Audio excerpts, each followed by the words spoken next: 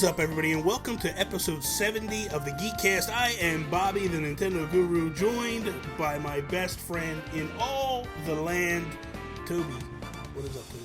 What is up, Bobby? Nice to be with you today. Is that all your... I thought you were going to say something else. No. Oh, okay.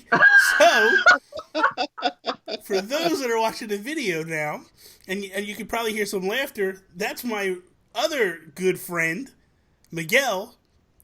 What is up, Miguel? Hello, how is everyone? So, Miguel, every time we hang out and we talk, you're always like, man, I love Toby. And Toby tries to come off like he's your best friend and all that stuff. And Me and today, Miguel are best friends. Stop. Today, I said to Toby, he asked if we could push the recording back. I said, well, I got to ask, we have a guest coming on. I got to ask, he goes, oh, a special guest. Who could it be? And I was like, I don't know. You know them really well. You like them. They're a good friend of yours. You really think highly of them. And he goes, Greg? And I'm like, no. Sin. That's it. I'm done. Bye. No, it gets better. Then he says, oh, hold on, let me pull it up. Because this is just too rich. He's like, Mike? I said, no, not Mike. And he's like, I said, they've been on the show numerous times. He's like, Mark? I'm like, wow, dude, really? I'm like, so I told him, there's something you need to say after I say something to you. If you don't, I'm going to have to tell Miguel all this nonsense you just did. Bobby's trying to blackmail me. On air. That's good. Keep it coming. So anyway, the thing is nothing. The thing is nothing. Excuse. He should have known the minute I said... No. I thought I was your one fan. Now I'm going to cry. Miguel is kind of under the radar. He's off the grid. He's not on social media. I think you said he lives under a rock, to be precise. Yeah, he lives under a rock. AKA not really socially on the internet. So. No, you know what, he doesn't, because Miguel doesn't really do the whole social media thing the way we all do. So it's not like they talk all the time. The only time they really get to talk is when they're on this show. I'm just teasing and having fun. So don't take it, don't... Making me uncomfortable. That's all I want to do. I just want to make Toby squirm a little bit, because he gets all, I like when he... It's like all dark around Toby, because all you see is his pale face. You're like a ghost over there. Just a floating head. Oh my god, dude. You don't have no lights? You always moan when I'm too bright. Well, I could open this curtain, but I'm gonna turn... No. Turn pace. No. Not that. You don't need that. You need the light. Look. Don't you have a light in the room? Look, this is not professional, Bobby. Because if you would show up ready, we wouldn't have this problem. Wait, you want to talk about professional Toby? Talk to Miguel. Talk to Miguel for a minute. I'm going to put my light. Me and Miguel, we got this under control. You go do what you got to do while me and Miguel talk. Holy cow. Do you believe this? Amazing. I thought Alan was bad. This is horrible. Oh, my Lord. So... I might have to bring Alan back and boot Toby out, because I'm going to have to agree. What's all this? What are you talking about? I said I thought Alan was bad, but you're worse. No. Okay. I like Alan and his roommate. Oh, Lord. Let's kick this episode off like we do each and every episode with our Geek Outs. Guess first. Miguel, what are you geeking out about? All right, so I'm geeking out about the PS4 VR. I'm enjoying it. I'm liking it. There are a few games that I've been playing a lot with my friends and family, but there's one game that's like, but we'll talk about that later. Another thing I'm geeking out is the NES Classic Mini. Oh, yeah. I can't wait. Yeah, it's, let's just dive into this a little bit, because, Toby, you still don't have yours yet, right? No. Evil Nintendo. They let me pre-order it, and then they failed to ship it to me. They haven't shipped it at all yet? No, it still says awaiting stock pick, estimated delivery 31st of December 2016. Whoa, get out of here. Wild. Yeah. I mean, I still haven't received mine yet. It's coming like in a couple days, but... Yeah, mine will be here Monday. Wow. Probably that's same. hard. And Gary Gray got his a day early. Yeah, I know. It's a joke. That's horrible. And there's nobody you can contact? I've emailed them, but they're slow. You know what the problem is, Toby, is you were so nasty to them in previous dealings with them that I think they probably just are jerking you around now. Nasty. You're I'm only blacklisted. look. I'm just standing up for my customer Nasty. rights You're always nasty when you do. It's how you are with them all the time. because they look. I ordered that Zelda box. 2 missing items in my Zelda box. Yeah. I contacted them, and Damn they said, them. "Yeah, they said, oh, I'm really sorry. We'll send something out in the post." I got one of the missing items. The other one didn't even turn up. What's the point? Maybe They they'll make me send you the angry. finger next time. Yeah. I think, and it's funny because I always say, like, man, I wish we could buy directly from Nintendo. Although you're not really buying directly from Nintendo, you're buying from a third party that works under Nintendo over there, correct? Well, yeah, it's like an official UK's like Nintendo UK online store, Yeah, but it's usually shipped out by the Hut Group, which is just sort of like a commercial group. Yeah. They've got various websites. What are you geeking out about, Toby? I'm geeking out about a little game that I discovered the other day. I shared it with Bobby on Facebook. It's called Blossom Tales: The Sleeping King. It's a little independent game that's basically a Link to the Past style, top-down Zelda style game, and it is absolutely beautiful. It's got dungeons. It's got everything that you loved from A Link to the Past, just in slightly more modern-looking pixel graphics. I agree. I encourage you. Anyone, look up the trailer for this game. If you love top-down Zelda, look up Blossom Tales: The Sleeping King. Yeah. It's so good. I think they'll like it. Myself, I was going to say the same thing, Miguel, but instead I'm going to change it. I got this really cool. You can't really see it unless you're watching the Oh, video. look at that! But I got the Nintendo, the Playing with Power book from Prima. It's hardbound. The cool thing is like the ridges here feel like an actual NES cartridge. Like the whole thing, nice. the whole thing's textured. The back, like where it says Nintendo and in Japan, it's all raised, and then it's a hardbound book inside, and it's all old school Nintendo stuff. Like it's all. Oh man, It's amazing. It really is beautiful. Mine is in the mail. Oh God, it's so gorgeous, man. I collector's pre-ordered it. item. Yeah, I pre-ordered Yes, it it from is. Amazon. It truly is. Well, the nice thing is that it hit the perfect time. I didn't realize when I bought it, when I pre-ordered, I didn't realize what it really was. I thought it was just a book of pictures of like old school Nintendo stuff. I never read the description. Sean Capri's the one that was like, "Oh, you got to get this. You got to get this." And I was like, "All right, whatever." And I pre-ordered it, and but it's actually like a strategy guide for old school Nintendo games. So it hits perfectly with the Has with it the got classic. ActRaiser in there, or is it That's just Super NES? Nintendo. It's just NES games in Yeah, there. it's just NES games. But there is a book coming out with Nintendo 64 games, I think, similar to this one. Yeah, But I think I pre-ordered it. this is just amazing. This thing I is need a awesome. Super Nintendo guide, is what I need. Having problems, Toes? Mm, Oh, yeah, you little. we'll get to All right, that. let's kick into what we're playing. Miguel, what are you playing? All right, so what am I playing? Of course, always Destiny, The Rise of Iron. I love it. I'm a Destiny fan 100%. And also, I'm just playing the PlayStation virtual reality games. What So- the day you got because here's my question to you. I don't know if you watched any of the episodes after I was over your house and played, Yes. but I had issues the next day. I actually You were sick? I had a headache from the time I left your house. By the time I got home, about 10 minutes after I got home, I started to get a headache. And I had a headache from 9 o'clock at night till 9 o'clock in the morning. Just Wow. Yeah, it was. Now I don't. But that was I was going to be my question to you. Have you experienced any issues at all with this thing? Well, you shouldn't play when you're tired. Definitely, you shouldn't play like if you have like sinuses or anything like things like that. You shouldn't play it because it messes with your senses. Okay. But I noticed that. But all the other games I played were wonderful. There's one game that I had a problem with. It's called Here They Lie. It's one of those Sony download games. Mm-hmm. It keeps changing frames so much that you lose your bearings and you feel like you start dry heaving. And that's when I stopped. I played maybe up to 10, not even 10 minutes, and I felt like I wanted to barf. And yesterday my brother came over, right? And he was playing. He played all the other games, and I warned him about this game. He's laughing. Because I'm watching Toby's reaction, and it's priceless, man. I'm like, it just made me start laughing. But go ahead. All right, go ahead. I'm sorry. So anyway, my brother started playing, and I warned him about this game.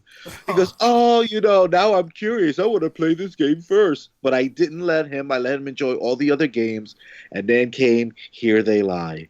And when he played it again, not even 10 minutes, he took off the virtual glasses, and he was like, "Oh man, you are right, Miguel. You are so right." And he sat down for a little bit, and the funny thing is, his son, my nephew, he goes, "Are you okay, Dad?" And he wants to sit on his lap and everything. And when you feel queasy, you don't want to be touched. Yeah. And I keep telling my nephew, "Leave him alone. Leave him alone." I said, "Come with me. We'll play like Mario Maker or something." So yes. So that's one thing that if you're, if you have motion sickness and things like that, don't play VR. But I enjoy it. What's up, Danny? I hope you're feeling better. I get really bad motion sickness. Go ahead. What's that, Toby? I get really bad motion sickness, like from sitting in the back of cars or any sort of transport where I'm not in control. Like I feel awful. I'm the same way. Same way, dude. If I'm not driving, I can get really. Miguel will tell you how many times we ever go on some place and you drove. I never let Miguel drive because I get car sick very easily, and it's just like to the point where I'm like, I'll be driving with somebody and they don't, because sometimes you're not comfortable with someone, so you can't be like, "Hey, can I drive? Because I'll get sick." And I go, "I'll be fine." And a couple of times, like I'm driving around, I'm like, "Yeah, do me a favor. That mailbox, can you just pull over to that mailbox? I want to go check it." And I'll get out. They're like, "What are you talking about?" Just go to the mailbox. Just pull to the mailbox. And they'll pull over. And I'll get out and I'll walk to the back of the car or whatever and I'll let loose. And I get back in the car and they're like, "Did you just get sick?" And I'm like, Yeah. Just keep driving. Go ahead. We're good." And then let's not make a spectacle of it. Let's go. So, all right, I got to tell this story now. So, the first time I ever flew, all right, I'm 18 years old. I'm going down to see my uncle in Virginia, but I had to fly to Pittsburgh first, then down to Virginia. So I'd never flown before. Scared to death, nervous, get on the plane, and I start going. And midway through, my dad gives me a Batman comic book. And he's like, "Here, something for you for the plane or whatever." And I'm reading this book as we're flying, and I start feeling myself get nauseous. And I'm like, all right, let me go to sleep. Because typically when I go to sleep, it'll subside all that. Well, there was turbulence. So the plane's kind of shaky and riding and stuff. I got my head back, and all of a sudden the plane dips. And the seatbelt light came on, all that stuff. The plane dips, and I literally just vomit up. And it goes over my seat. It's like a fountain. Hits the girl in front of me. Almost hits the girl in front of her. Sounds like something you watch in a movie. It was horrible. Is this Mr. Bean or what? Hitting the guy next to me, hitting the woman next to me. The stewardesses are yelling at me. I'm like, the seatbelt light was on. I didn't know I didn't want to get up. I was told the pilot came on and said, "Don't get up." And she's like, "You could have called us." She's like, "Why didn't you use a bag?" I'm like, "There's no bags here. I was looking." Oh, it was horrible. Most embarrassing moment in my entire life. And then I can see that in slow motion. And I still had to fly from Pittsburgh down to Virginia, and I'm like, oh, it was horrible. I'm in the bathroom. I'm trying to clean myself off. It was brutal. Imagine the poor lady in front of you. She was asking me if I was all right. And when the plane, I was like, I am so embarrassed. I am so sorry. On her hair. Horrible. Oh, that's horrible. nasty. Horrible. You're disgusting, Bobby. Yes, you're so disgusting. Listen, I couldn't. See, that's the problem.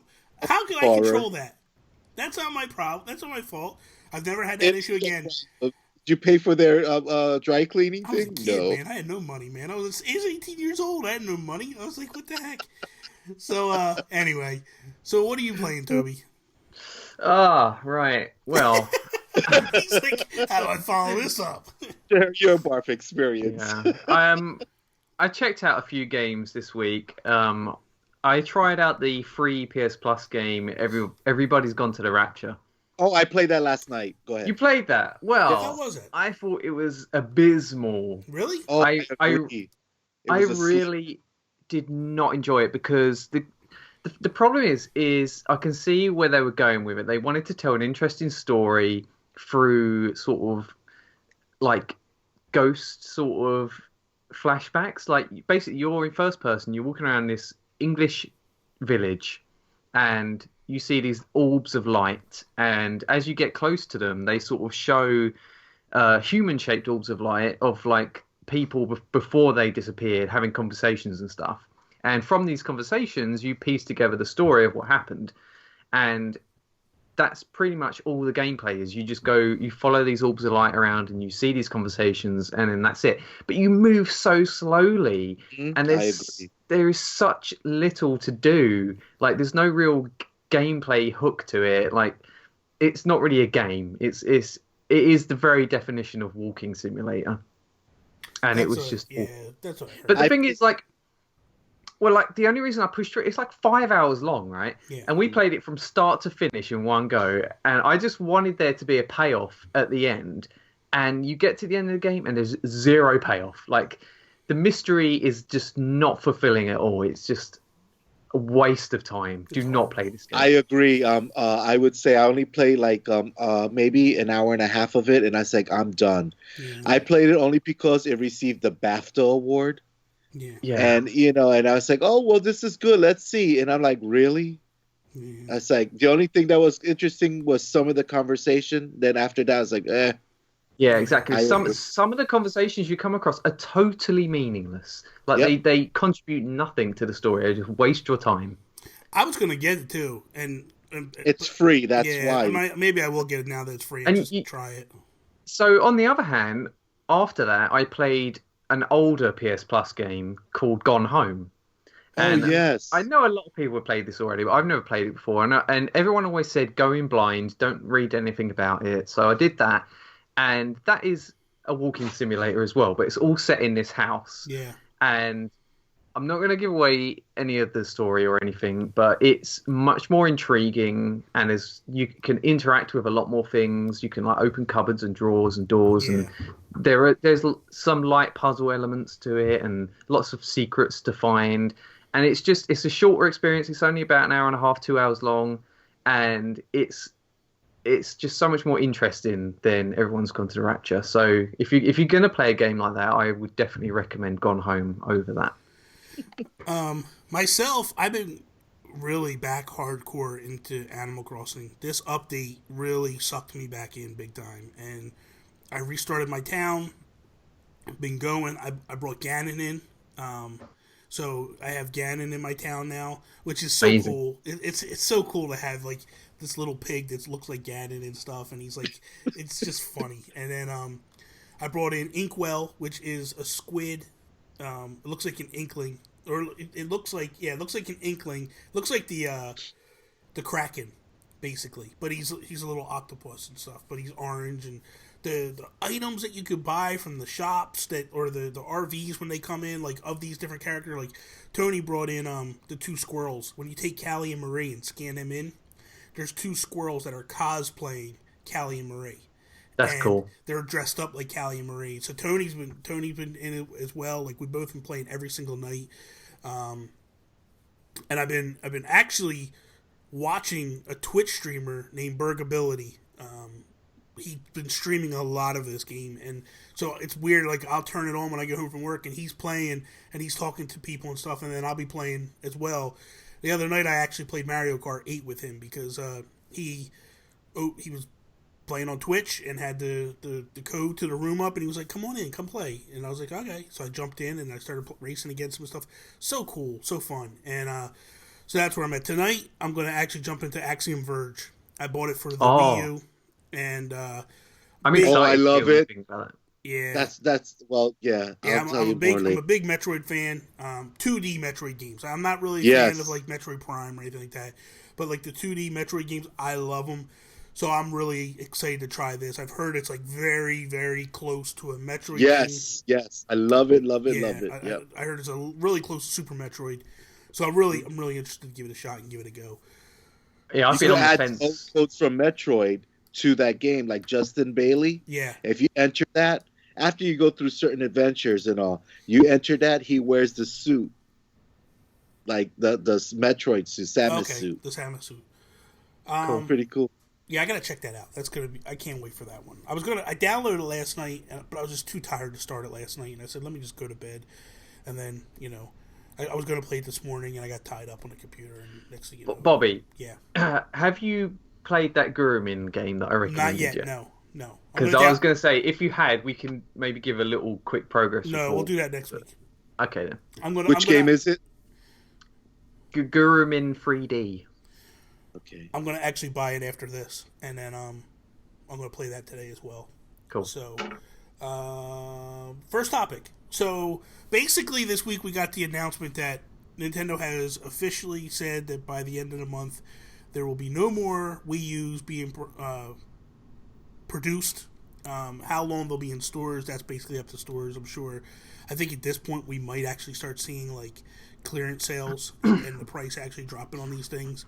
But what I wanted to do is, I feel, and I think you guys are in agreement to some degree, that like some of the best games this generation so far have hit the Wii U. Absolutely. It's scored through the roof on the Metacritic, like game after game after game, until it got to the end of the cycle. Like the past year or so, the hits haven't been there as strong as they were in the early goings. But what I wanted to do was try to come up with a list, basically our top 10 list. And basically what I'm going to do is I'm just going to say, like, we're just going to count it down and go 10 to 1, and each one of us can talk about it. If we hit a game that's on each other's list, we can all just talk about it then. And I'm sure this way it kind of makes it go a little bit quicker. Toby, what's your number 10 game on the list? My number 10 game is Lego City Undercover. Good game. Good game. Definitely good game. It's an exclusive Lego game, open world, very, very cool and different sort of Lego game. We've discussed this game numerous times on the show, and the one thing, the only issue with it is the load times. Yeah, loading times are pretty dire. If they would have done an update for this to make the load times go quicker, I think this would have been an amazing game. Yeah, it was. I think it's the funniest Lego game. I think honestly, it's the best Lego game ever. The only thing it's lacking as well is co-op. If it had co-op and shorter loading times, 10 out of 10 any day. Because the thing about it is, it's so diverse, it's so different, it's so out of the norm for Lego. That's what was so fun about it. And it followed the GTA model, where most of the games follow whatever it is. Like if it's Batman, it follows like whatever the Batman story is at that time. And if it's Marvel, it follows that. If it's Star Wars, it follows the Star Wars movie. So those ones are very based upon linear. The movie. Yeah, you kind of know what's coming up in it. But with this one, you really didn't have an idea where it was going. It was kind of like it was basically an open world game. You could go anywhere you wanted to go. It was a lot of fun. I enjoyed it.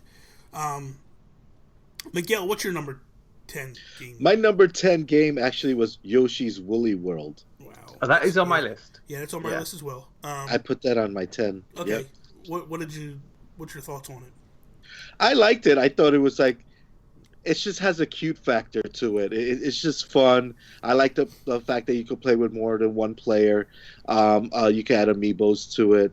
I mean, I just like it, the whole adventure. There were some parts was a bit frustrating at times, but overall, I just like the adventure. It was just fun. It's like I guess in the beginning, it's like a calm type of game. Like if you don't want something like it ramps up though. Like it definitely ramped up. Oh, I know it does. Yeah. I know it does. But it's like it has its moments. I feel like it's the best Yoshi game in the series. Oh yes, definitely. That challenge level went up because a lot of Yoshi games were very kiddie, very easy. Mm-hmm. This one kind of was like, okay, let's step it up a little bit. Let's get a little difficult. So if you were really going after everything, the challenge was there. Like if you were going after all the yarn spools and all that stuff, like the stamps and everything, that challenge was definitely there. Because they're hard to find. Yes, they're hard to find and they're hard to get sometimes. Each level, yes.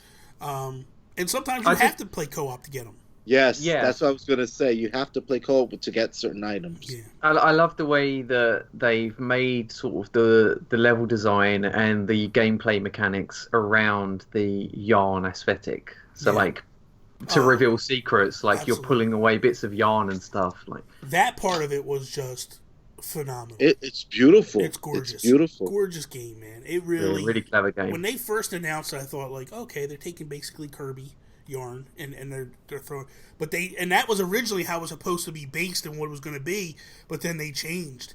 And when they showed it at E3 that a couple years ago, I was blown away when I saw it. I was like, wow, this thing. And dude, come on, the amiibo, the Yarn Yoshi amiibo, they're I can't wait for Poochie. That thing is going to Oh be, yes. yeah, that thing's going to be awesome. So I really, that was actually my number 9 game. My number 10 game was Captain Toad. That's Oh, my number man. 9. Yeah, That's my number 4 game. really? Well, Yeah, man, I love that Captain goes to show that Toad. me and Miguel are on the same page. You're kind of off in fairyland over there. But Captain Toad, Fairyland. I felt was really solid. I liked that was the one takeaway with 3D World that I really liked was the Captain Toad levels. So when they basically said like, "Hey, we're going to give you this," what was it priced at $40, which was a budget Less price? than that. Yeah, Yes. it was nice. So we got that at a nice budget price. It was just fun, and I really liked that game. It was cute. It was fun. I liked the whole atmosphere. Like you're basically moving the world around. It was like you basically had a cube in your hand, and I liked the fact that it tied in to what was going on. Like this Captain Toad goes out and collects treasures that he brings back to the Mario game, and they're the items that he gives to Mario. It was just nice.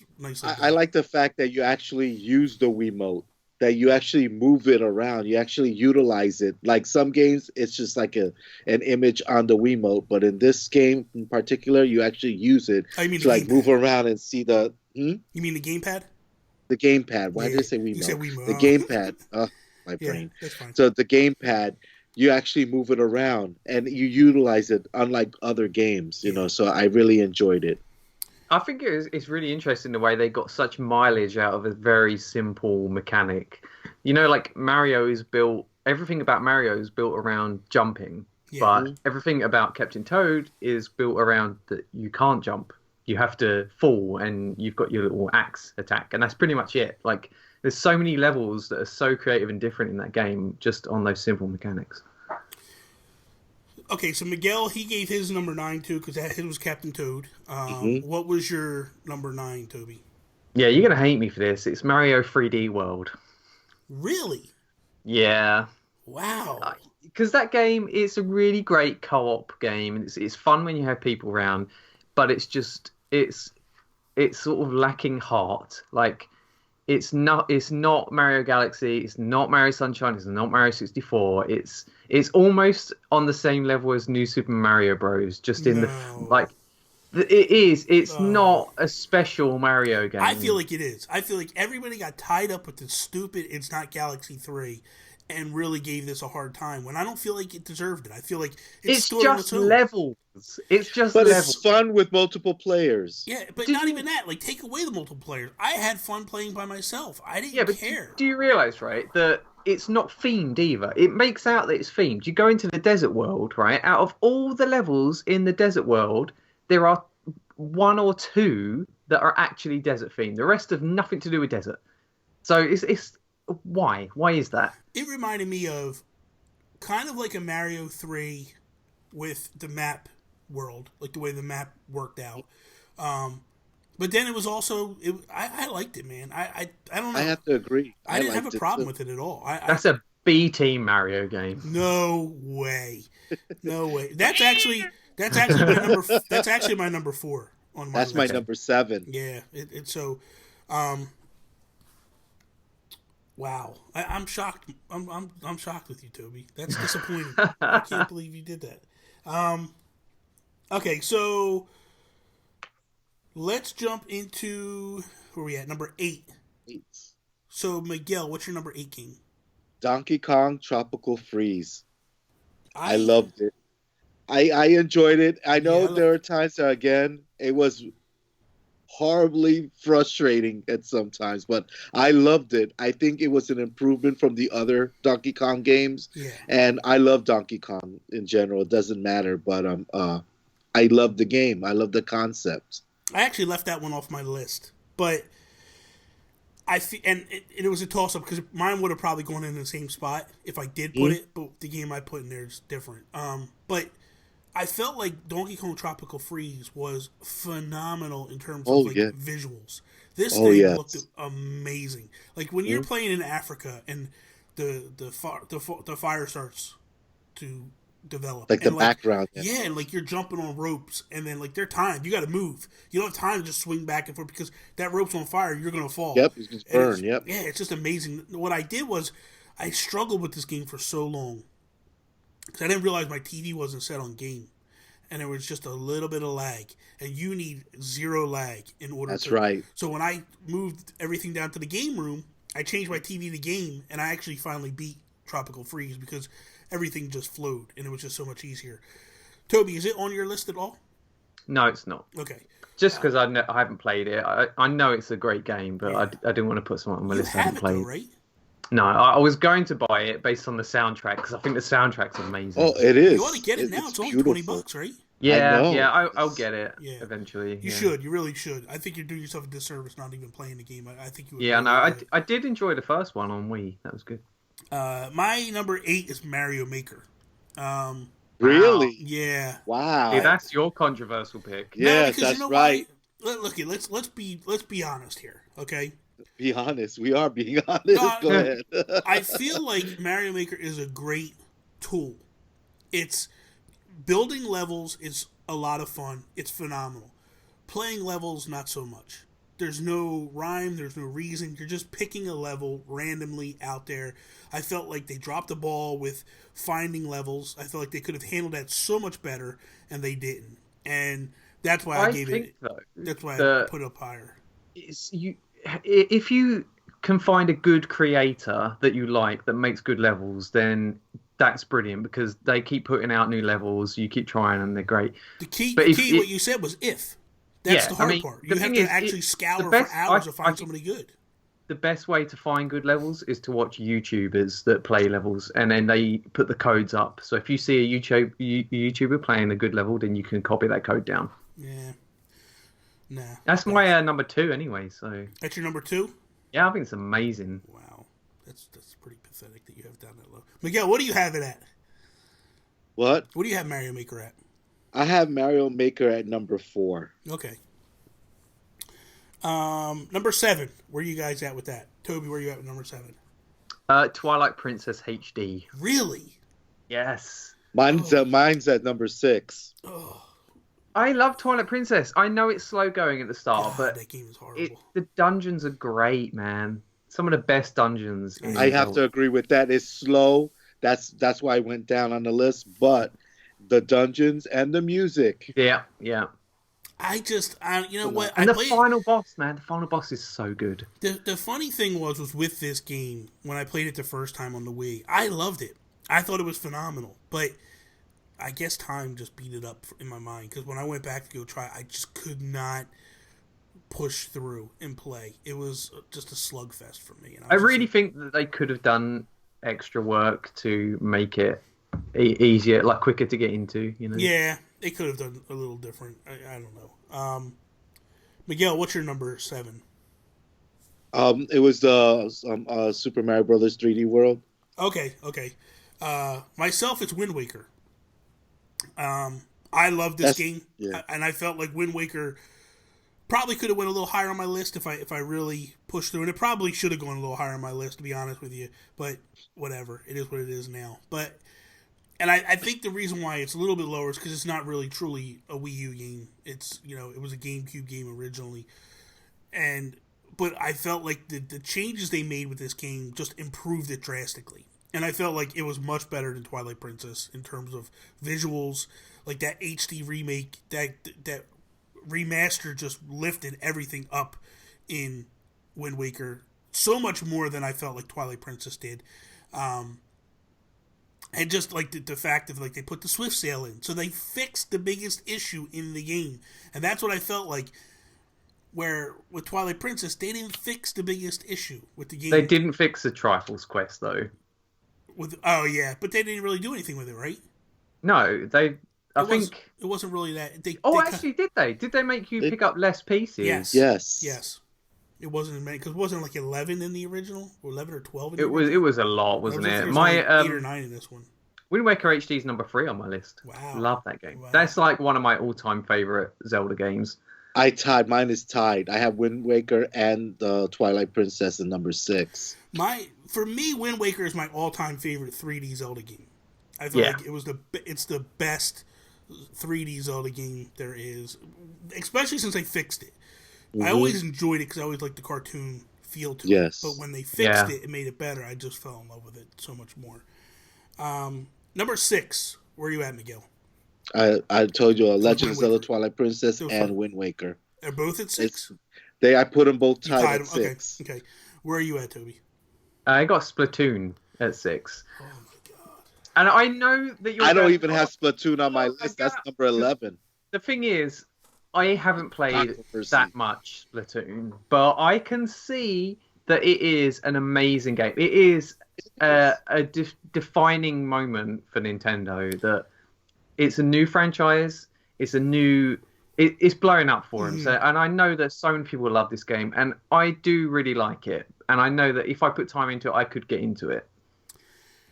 It's my number one. It's my number one game. It's my all-time. It's my all-time favorite game on the Wii U. I felt like being a new franchise coming out the box, being the fact that like there was so much going against it going in, but the way it unfolded, like dude, we had, and I think your problem, Toby, is you just didn't get caught up in all of us playing online. Yes, exactly. And if you would have gotten caught up with like the Geek Guru at the time, the Geek Guru Facebook group that we had, if you would have got caught up in that stuff, I think you totally would have fell in love with this game the way I did. The nights we would literally, to this day, like one of my most favorite moments ever playing that was like 8 o'clock in the morning on a Sunday, and my buddy Stefan from Switzerland was on. And I messaged him. I'm like, "You're playing Splatoon?" He's like, "Yeah." I said, "I'm going to jump in too." So I jump in with him, and as soon as we start, it shifts to be the new levels. It announces the new levels. We both go in. Next thing I know, I message Alvaro, and he jumps in. Mark Carabin, he jumps in. We got the room filled to the point where we got to one point where it was like 6 or 7 of us, and we played for like 8 hours. It was like, by the time I turned around, I was like, holy crap, dude.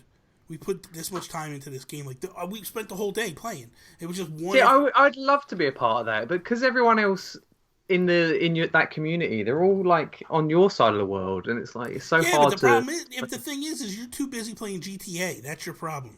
Because I have to agree with you, Bobby, because... I think I would have loved Splatoon more had I been involved with a team group. I've been playing so much of Destiny that Splatoon was on the wayside. I love it. You played Destiny too much. He played GTA too much, and neither of you played Splatoon.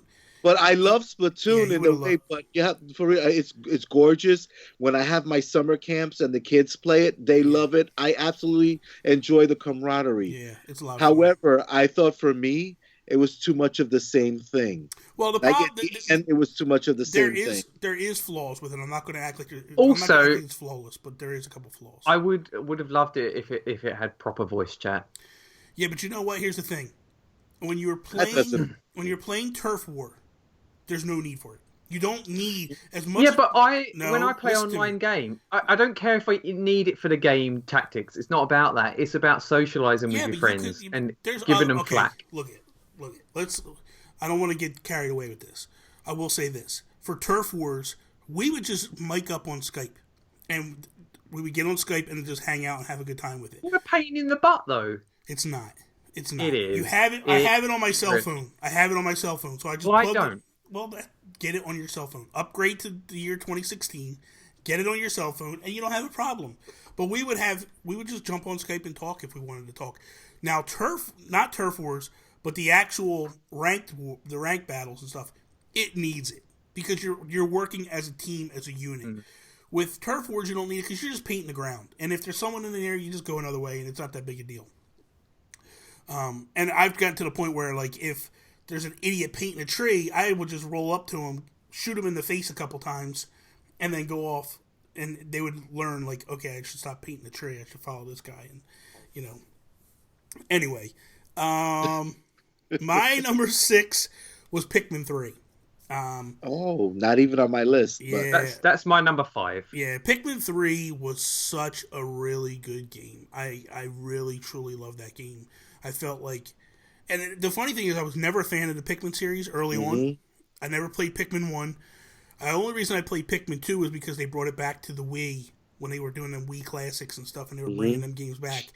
And then when Pikmin 3 came out, I was like, because I fell in love with Pikmin 2, I was like, I'm getting Pikmin 3, and I just loved it. It was gorgeous. So amazing, the aesthetics of that game. Like, it just, it popped. It was gorgeous. So, yeah, such a cool, like, tactical game. Like, leading your troops around and defeating the bosses. Like, so intense those boss battles get. Yeah, like, it was good.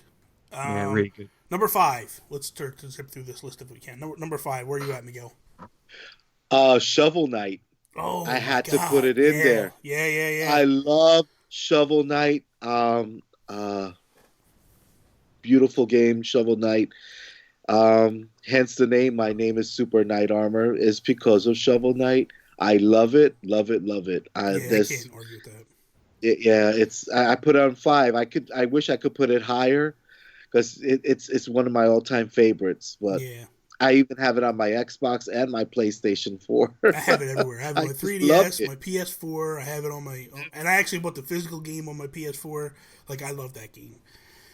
Toby, what's your number 5? That was Pikmin 3. Okay, my number 5 is Bayonetta 2. Oh, wow. I was thinking about that. Yeah, that game was... That's an amazing game. So good. It is. So good. And Platinum just knocked it out of the park with that one.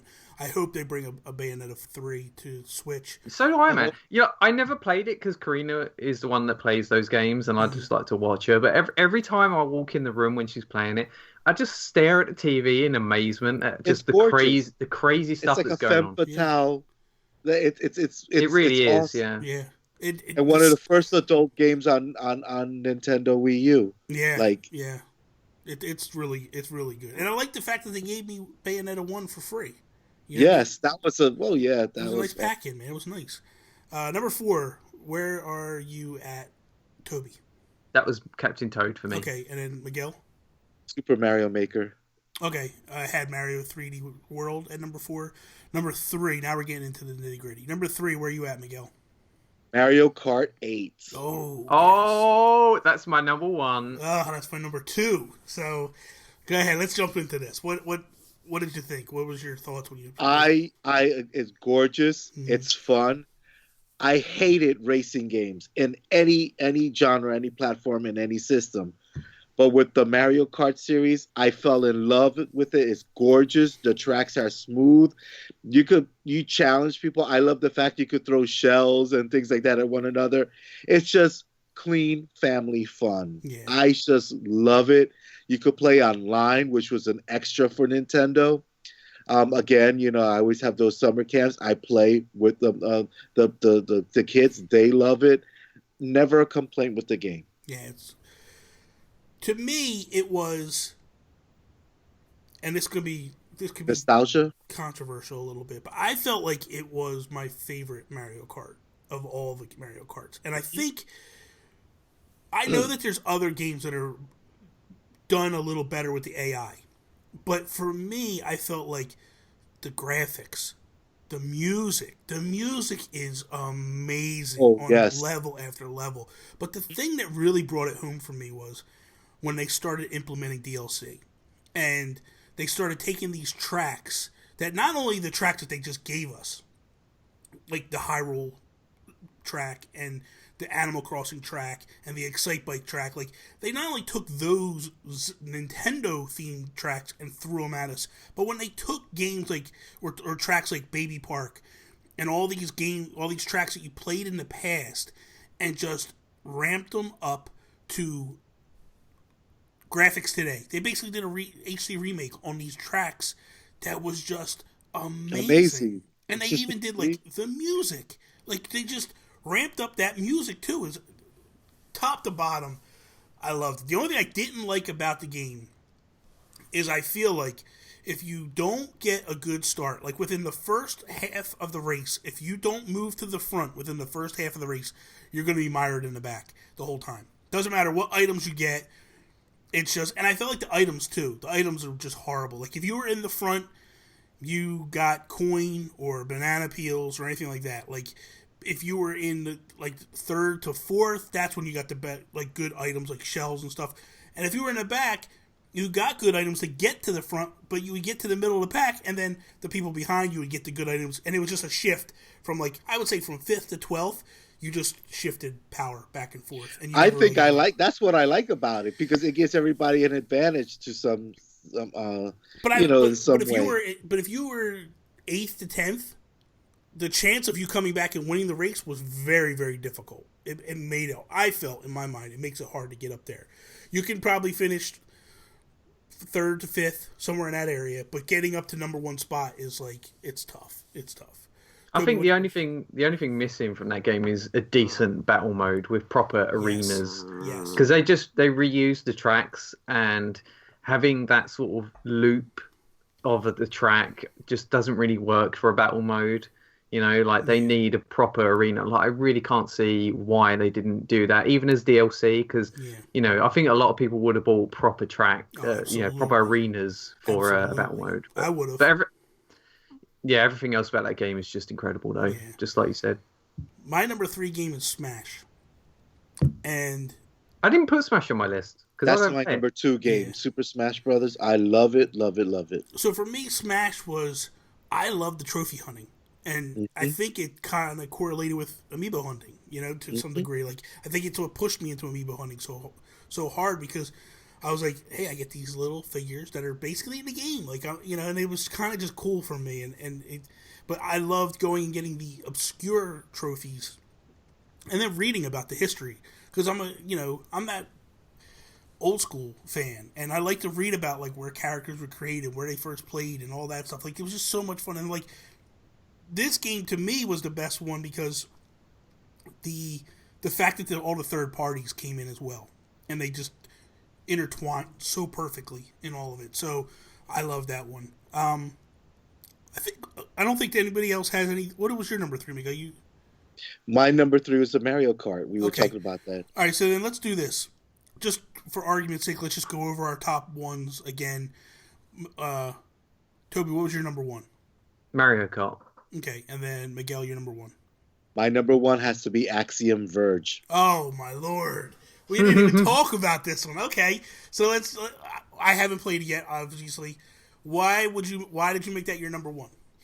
If you are a fan of the 2D, Metroid, Axiom Verge adds a little bit of something to it. It adds a little bit of the drama. It adds a little bit of the adventure. It has more of a storyline compared to Metroid, of course. It's just the whole concept of different worlds. When you play it, Bobby, you're gonna hear different music, and the music's infectious. You start humming it yourself. Yeah. It's some parts of the world is beautiful. Yeah. I mean, and the way they took like different bits and pieces from Metroid and made this their own. I don't know how to explain. It's just fun.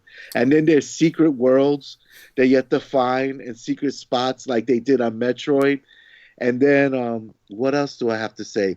Then not only that, when you find out that you could put passcodes just like the same ones you found on Metroid as an homage to it, that was the icing on the cake, I have to say.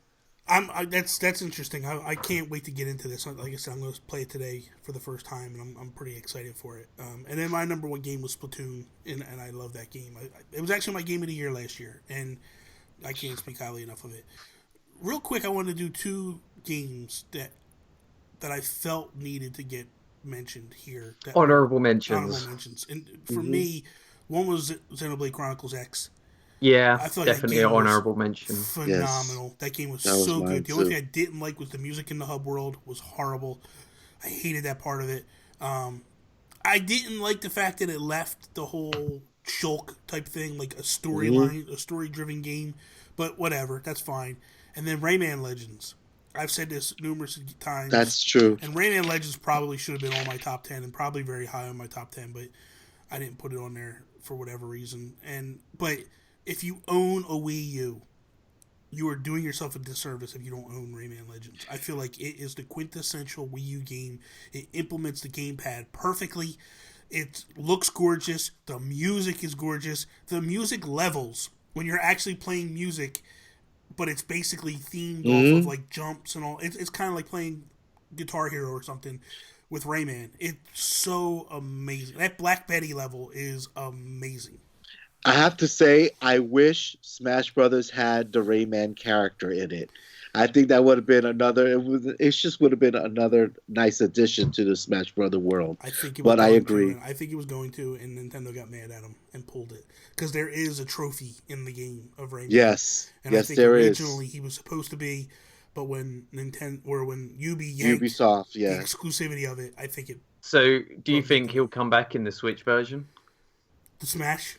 It's possible if they mend fences and they come back and offer some exclusive games, which I think they're going to do. I think you could see him pop up. It would be kind of cool. They need to add Shovel Knight too. Yeah, that's for sure. That'd be awesome. So, you know what? We're just gonna wrap it because it's 52 minutes. The show is, and I think this second topic we have, we'll just push it to next week because I think it's one that could go for a while. I don't know. Miguel, we could make a part two of the show. So that is all. Thank you guys for listening to us on iTunes, SoundCloud, and Stitcher. Checking out the video version on YouTube. Miguel, thank you so much for joining us, man. It's always a pleasure. My good friend. And if you want to see more of Miguel, you can always check out our hunt videos that we do together. We always have a good time with those. And we got to go see Nick. I haven't seen Nick in a while. I miss him. We got to find some new places too, but we gotta go to some new places too. But I love Nick and I love that store. So look out for Miguel under your nearest rock. Oh, you're messed up. You will see, Toby. Okay. And to think I was going to go to the UK to visit you. Yeah, he was. He keeps talking about it. Peace out, Cub Scout. Ciao. Adios. Shine bright like a diamond. Shine bright like a diamond. Find light in a beautiful sea. I chose to be happy. You and I, we're like diamonds in the sky. You're a shooting star, I see, a vision of ecstasy. When you hold Am I in focus? Yes, you're fine. Yes, you are. As good as gonna get for you. Oh, thanks. You're actually more in focus than Bobby. No, I'm focused. What are you talking about? You're a little blurry. You're an unfocused mess, Bobby. Am I? Yes. Well, I can't focus the camera. You're one green mess. No, I'm joking. All right, here we go. Shit, hang on. No, yeah, Oh, good. no. We're good. We're good. I thought I'd lost my phone, but I haven't. Somebody put a toilet in that seat for Toby. Yeah. Look at that. All right, you ready? Yeah.